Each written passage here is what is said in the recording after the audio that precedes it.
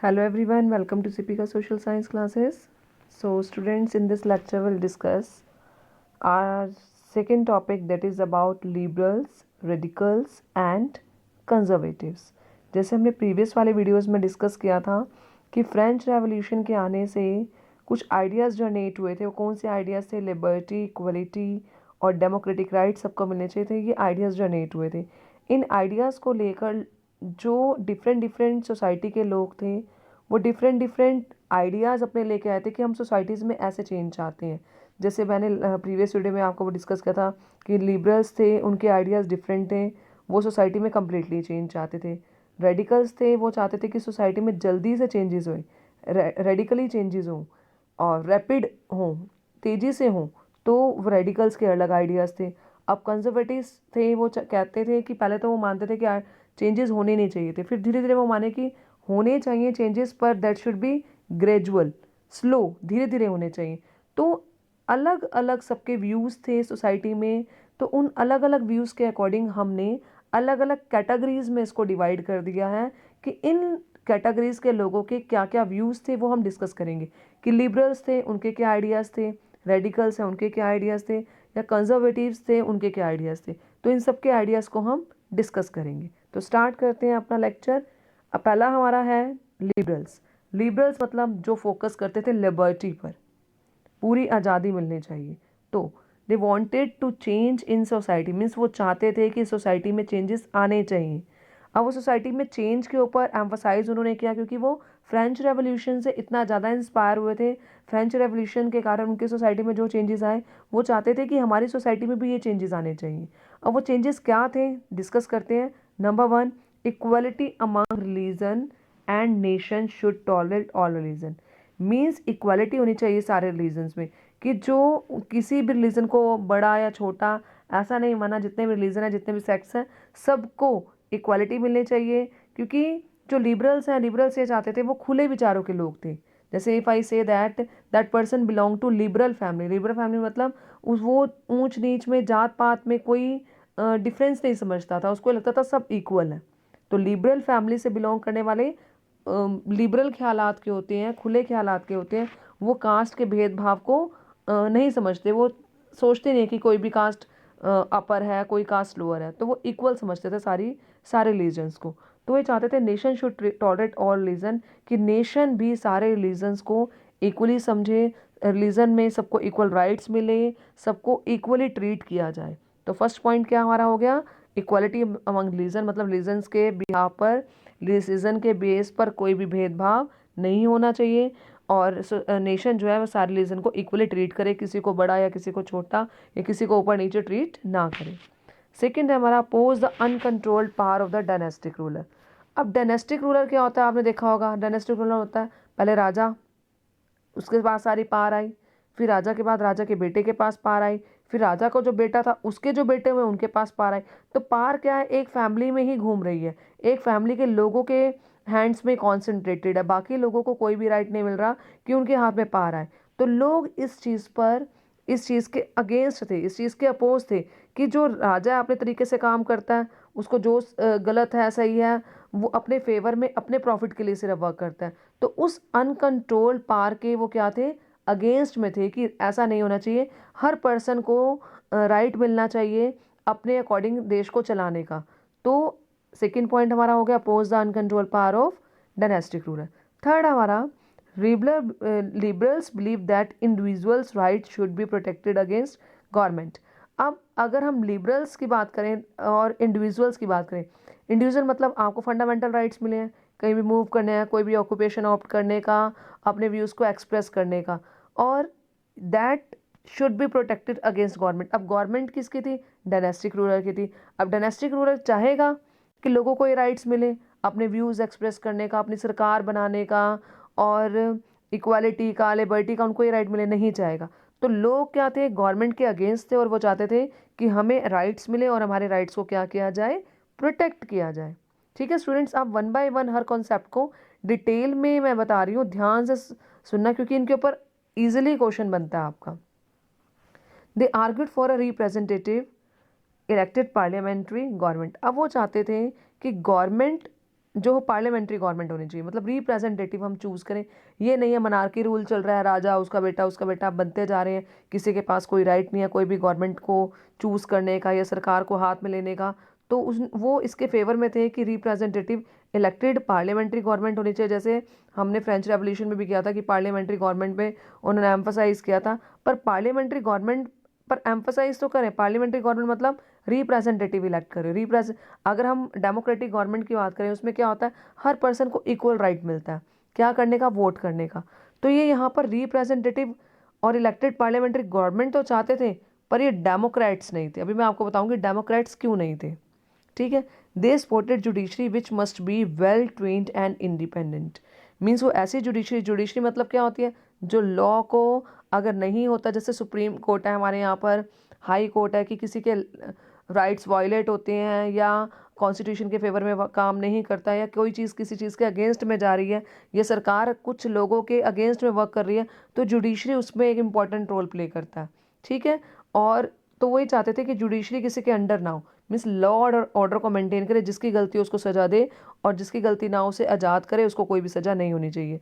तो ये चाहते थे जुडिशरी होनी चाहिए, वो इंडिपेंडेंट होनी चाहिए, वो किसी भी मिनिस्टर के, किसी भी राजा के या किसी भी इलेक्टेड गवर्नमेंट के अंडर वर्क नहीं करनी चाहिए, वो इंडिपेंडेंटली डिसीजन ले जो लोगों के लिए सही हो।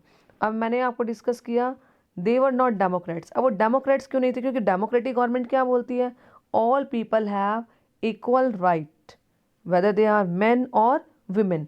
अब यहाँ पर क्या था, because they did not believe in, sorry यहाँ पर did not believe in universal adult franchise, वो बिलीव नहीं करते थे। यूनिवर्सल एडल्ट फ्रेंचाइज मतलब जो पर्सन एडल्ट है उसको वोटिंग राइट मिलना चाहिए, ये इसमें बिलीव नहीं करते थे। ये वोटिंग राइट यहाँ पर किसको मिलते थे, सिर्फ they have given voting rights only to man, मतलब वो चाहते थे and wanted only man with property should have right to vote, मतलब वुमेन को तो वोटिंग राइट मिलेगा ही नहीं।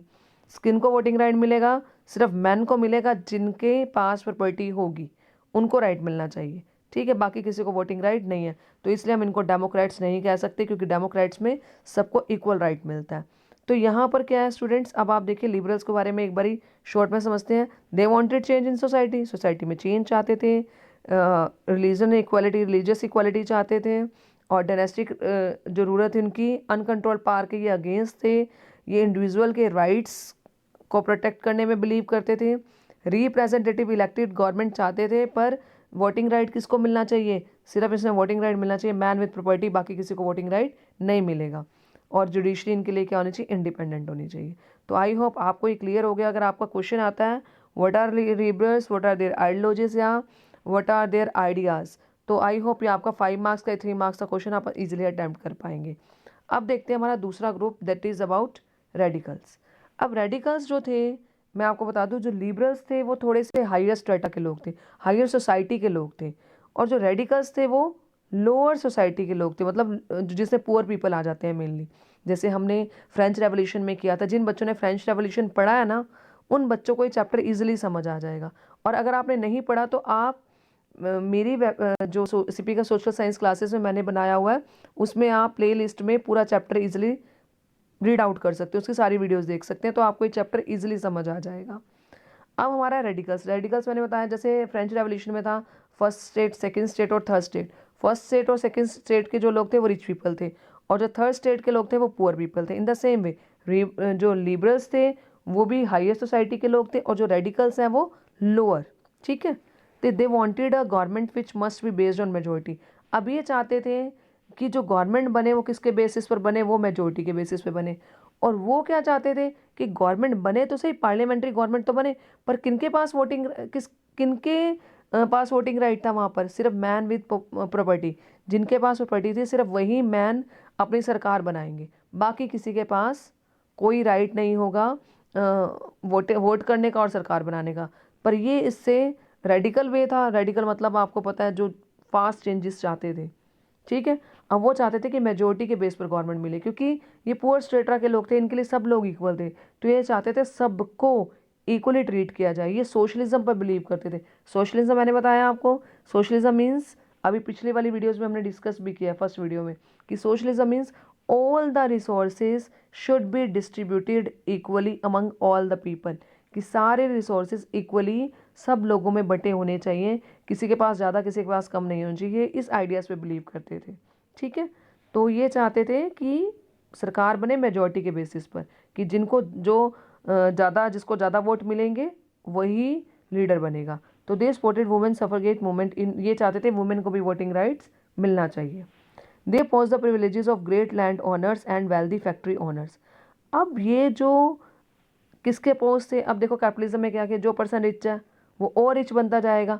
अगर हम यहाँ पर बात करें great land owners, great land owners क्या होते हैं, जिनके पास बहुत ज़्यादा लैंड होता है और वो लैंड में मतलब बहुत सारे किले हैं उनके अंडर और उन्होंने लोग अपॉइंट कर रखे हैं जो उनके लिए काम कर रहे हैं। तो वो लैंड ओनर्स अमीर है तो उससे और अमीर और अमीर और अमीर बनता जा रहा था। ऐसे वेल्दी फैक्ट्री ओनर, उनकी अपनी फैक्ट्रीज थी, वो नीचे वर्कर्स को अपॉइंट करते थे, वर्कर्स को वो एक्सप्लॉइट करते थे और अपनी फैक्ट्री के लिए काम निकलवाते थे, तो वो और रिच होते जा रहे थे। तो इससे क्या हुआ, क्या जब हम बात करें कि सबको सोशलिज्म में बात करें, सबके लिए इक्वालिटी होनी चाहिए, और यहाँ पर क्या है कि जो सारा का सारा पैसा है वो एक ही पर्सन के हाथ में आ ही जा रहा है। तो इसके लिए क्या था, वो इसके अगेंस्ट थे। कैसे? Because they this like concentration of property in the hands of you. वो नहीं चाहते कि सारी की सारी प्रॉपर्टी एक पर्सन के हाथ में आ जाए और वो डिसीजन को इन्फ्लुएंस करने की कोशिश करे। जैसे एक कंट्री की बात करें, एक पर्सन अमीर है तो वो और अमीर है और अमीर बनता जा रहा है। अगर वो अमीर ज़्यादा बन जाएगा तो गवर्नमेंट भी उसके ही फेवर में काम करेगी, क्योंकि फंड्स वहीं से मिलेंगे, पैसा वहीं से मिलेगा जो इलेक्शंस के टाइम पे चाहिए। तो वो नहीं चाहते थे कि जो प्रॉपर्टी की कॉन्सेंट्रेशन है वो कुछ बंदों के हाथ में, वो चाहते थे property should be distributed equally among all the people. अब क्यों नहीं चाहते थे? Because this was creating a disparity in the society. इससे सोसाइटी में डिस्पैरिटी आ जाएगी। डिस्पैरिटी मतलब डिफरेंसेस, कहीं कुछ लोग बहुत अमीर हो जाएंगे और कुछ लोग बिल्कुल गरीब रह जाएंगे, जिससे सोसाइटी इक्वली वर्क नहीं कर पाएगी और जिसमें इनकम में डिफरेंसेस आने शुरू हो जाएंगे। So they wanted a radical change. तो वो सोसाइटी में, क्योंकि वो इतने ज़्यादा डिस्ट्रेस हो चुके थे सोसाइटी को देखे कि सब कुछ किसके फेवर में होता था, रिच लोगों के हाथ में होता था। तो ये रेडिकल जो पुअर स्ट्रेटा के लोग थे, ये चाहते थे कि सोसाइटी में जल्दी से जल्दी चेंजेस आए, मतलब जो रूल्स और रेगुलेशंस बनने हैं फटाफट बने और जो सरकार है उसको हम गिरा के अपनी सरकार चूज़ करें। तो ये रेडिकली चेंजेस चाहते थे। तो अब देखो, मैंने आपके दो टॉपिक क्लियर करवाए हैं, एक है आपका, दूसरा है हमारा रेडिकल्स। ठीक है, दो टॉपिक आपके क्लियर हो चुके हैं। लिबरल्स और रेडिकल्स दोनों सोसाइटी में चेंजेस चाहते थे। ठीक है, थोड़े थोड़े उनके आइडियाज़ डिफरेंस हैं, वो हम कर चुके हैं कि वो वहाँ पर जो सरकार बनती थी, मैन मेड प्रॉपर्टी बनती थी, यहाँ पर ऐसा नहीं है, ये नहीं चाहते थे कुछ लोगों के हाथ में प्रॉपर्टी रहे, ये बिल्कुल सोसाइटी में इक्वालिटी चाहते थे। ठीक है, अब हम देखेंगे जो लोग चेंजेस के अगेंस्ट थे वो लोग कौन से थे। ठीक है, तो जो लोग चेंजेस के अगेंस्ट थे वो थे कंजर्वेटिव्स। अब कंजर्वेटिव क्या थे? कंजर्वेटिव थे रूलिंग पार्टी, मतलब जो रूलिंग क्लास के लोग थे, जो शासन कर रहे थे, वो लोग थे कंजर्वेटिव। अब देखो, जो लोग शासन कर रहे हैं, जिनके हाथ में पहले से ही पावर है, वो चाहेंगे कि दूसरे लोगों को पावर मिले? कभी नहीं जाएंगे, क्योंकि उनके हाथ में तो पावर है। तो वो चाहेंगे नहीं कि हमारी पावर किसी और को दे दी जाए। तो इसलिए ये जो लोग थे, ये लोग अगेंस्ट थे। किस चीज़ के अगेंस्ट थे? कि चेंज आना चाहिए सोसाइटी में, क्योंकि लिबरल्स और रेडिकल्स चाहते थे सोसाइटी में चेंजेस आए, कभी किसके हाथ में पावर जाए, कभी किसके हाथ में पावर जाए, सबको इक्वली ट्रीट करना चाहिए। अब ये जो थे कंजर्वेटिव, ये पहले से ही उस चीज़ को इंजॉय कर रहे थे, पावर को इंजॉय कर रहे थे, तो ये चाहेंगे सोसाइटी में चेंजेस हों? नहीं चाहेंगे, क्योंकि अगर पावर में चेंजेस होंगे तो इनके हाथ से पावर जाएगी, वो किसी और पर्सन के पास जाएगी, और जब इनके हाथ से पावर जाएगी तो ये पावरलेस हो जाएंगे। तो वो नहीं चाहते थे कि सोसाइटी में चेंजेस हो। वो कहते थे जैसा चल रहा है वैसे चलते रहने दो, हमें कोई चेंजेस नहीं चाहिए। तो इनिशियली इन्होंने टोटली अपोज किया कि हमें कोई चेंज नहीं चाहिए। लिबरल्स और रेडिकल्स की बातों को नज़रअंदाज किया, उनके अगेंस्ट ये खड़े हुए। But after French revolution they were ready for the change. French revolution की बार बार देखो, बार बार टॉपिक फ्रेंच रेवोल्यूशन का ही अराइज हो रहा है, क्योंकि फ्रेंच रेवोल्यूशन से ही ये इन्फ्लुएंस होकर इन्होंने अपनी सोसाइटी में चेंज करना शुरू किया था। तो but after French revolution they were ready for the change. अब फ्रेंच रेवोल्यूशन के बाद उनको समझ आ गई कि सोसाइटी में चेंज तो होगा ही होगा, क्योंकि जब तक आपको किसी चीज़ के बारे में नहीं पता, जब तक आपको नहीं पता कि मार्केट में कार है, आपके पास साइकिल है या आपके पास स्कूटर है, तो आप उसको ही इंजॉय करोगे। और जैसे ही मार्केट में कार लॉन्च हो जाएगी, नई चीज़ आ जाएगी, तो आपको लगेगा नहीं, अब मुझे इस चीज़ की डिमांड है। और जब तक वो नहीं थी तब तक आप उससे भी गुजारा चला रहे थे। पर जैसे ही मार्केट में कार आ गई है तब आपको लगा नहीं, ये ज़्यादा ही कंफर्टेबल है, तो मुझे इस चीज़ की नीड है, तो मुझे ये चीज़ मिलनी चाहिए। इन द सेम वे पहले लोग जैसा चल रहा था वैसे चला रहे थे, पर जैसे उन्हें लगा कि फ्रेंच रेवोल्यूशन से लोगों को लिबर्टी मिली है, इक्वालिटी मिल रही है, डेमोक्रेटिक राइट्स मिल रहे हैं, तो उन्हें लगा कि अब हमें भी सोसाइटी में चेंज चाहिए। तो but after French revolution they were ready for the change. अब उन्हें लगा कि लोग नहीं रुकेंगे, वो चेंजेस करने के लिए बार बार जोर डालेंगे, because they understood that the change was inevitable. मतलब अब चेंज रुकने वाला नहीं है, लोग इसके लिए नहीं रुकेंगे, लोग सोसाइटी में चेंज करके ही छोड़ेंगे। तो ये बात उन्हें धीरे धीरे समझ आ गई, वो मान गए। तो इसके बाद उन्होंने सोसाइटी में चेंज के लिए कहा, बट उसके पीछे भी एक फैक्ट है, क्या? But they believe that past had to be respected. मतलब past, their past had to be respected. उनका जो पास्ट है उनको रिस्पेक्ट मिले, क्योंकि आज ये नहीं है। क्योंकि अगर चेंजेस आते हैं तो इनके हाथ से पावर जाएगी, इनके हाथ से पावर जाएगी। तो ये पहले राजा थे, अब ये राजा नहीं रहेंगे। तो वो ये कहते थे कि अगर हम राजा नहीं रहेंगे तो ये नहीं है कि आप हमारी इंसल्ट करो कि ये ऐसे थे वैसे थे, ये था वो था, नहीं। वो कहते थे अगर हमारे हाथ से पावर जाती भी है तो कम से कम आप हमारे पास्ट की रिस्पेक्ट करो कि हमने ऐसे शासन किया था, हमारी फैमिली के लोग पहले के टाइम में राजा थे। तो वो अपने पास्ट की रिस्पेक्ट करने के लिए उन्होंने जोर डाला, और उन्होंने कहा चेंज होना तो चाहिए, but change had to be brought about through a slow process. कि धीरे धीरे चेंज होना चाहिए। ये नहीं है आप एकदम से चेंज कर दो कि आज आपने सोचा है, आज आप जैसे मोनार्की रूल में लुईस 16 था, उसको फांसी की सज़ा दो, अगले दिन अपनी सरकार बना लो। ऐसा नहीं होना चाहिए, ठीक है? आप फांसी की सज़ा सुनाई और उसके बाद जो लोग थे उन्होंने वोटिंग की और अपना डेमोक्रेटिक गवर्नमेंट इस्टेब्लिश कर दी। उन्होंने कहा चेंजेस हम करने के लिए रेडी तो हैं, but change should be through a slow process. जो चेंज होना चाहिए वो स्लो प्रोसेस के अकॉर्डिंग होना चाहिए, क्योंकि वो मान गए थे कि चेंजेस सोसाइटी में आएंगे ही आएंगे। क्योंकि फ्रेंच रेवोल्यूशन एक चिंगारी दे दी थी, एक स्पार्क दे दी थी कि ऐसा सोसाइटी में हो सकता है। अब उससे इन्फ्लुएंस होके तो लोगों को समझ आ गई थी, इवन कंजर्वेटिव को समझ आ गई थी कि लोग हम मानेंगे नहीं, वो सोसाइटी में चेंज करके ही रहेंगे, तो क्यों ना हम भी थोड़ा थोड़ा चेंजेस लाना शुरू करें, but that should be through a slow process. So all these different ideas played a very important role in the world. In different ideas ने एक important role play किया वर्ल्ड में, क्योंकि ideas किस किस के थे? ideas थे liberals के, इनके भी अपने अपनी आइडियोलॉजीज थे, अपने आइडियाज थे जिन पे इन्होंने फोकस किया।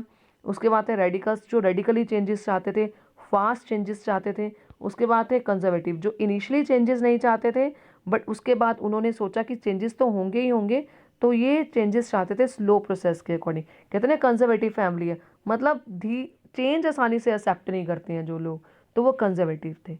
अब ये जो आपके जो क्वेश्चन थे 5 मार्क्स के अकॉर्डिंग और 3 मार्क्स के अकॉर्डिंग आपके क्वेश्चन आते हैं, मैंने इसको इतनी अच्छी तरह से इलेबोरेट करके लिख दिया कि आप आसानी से यहीं से नोट्स लेकर अपने इन क्वेश्चंस को कवर कर सकते हैं। आई होप इस लेक्चर में आपको ये तीनों कॉन्सेप्ट क्लियर हो गए होंगे। अब अपने नेक्स्ट वाले वीडियो में हम डिस्कस करेंगे industrial society and social change. Okay students, thank you.